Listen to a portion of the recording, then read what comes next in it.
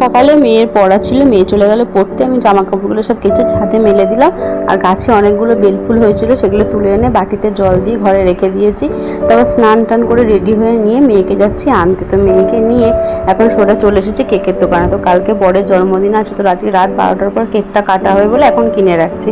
তো কেকটা কিনে নিয়ে এসে ফ্রিজে রেখে দিলাম। আর মেয়ে বলছে ডোনাট খাবে, কয়েকটা ডোনাট কিনে দিয়েছি।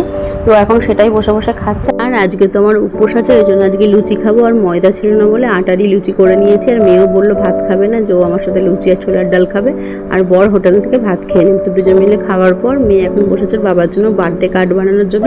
প্রত্যেক বছরই একটা করে কার্ড বানিয়ে বাবাকে দেয়। আর বর এই যে আমার জন্য আজকে আইসক্রিম নিয়ে এসে, উপোসের দিন আইসক্রিম নিয়ে আসে। মিষ্টি খেতে আমার অতটা ভালো লাগে না।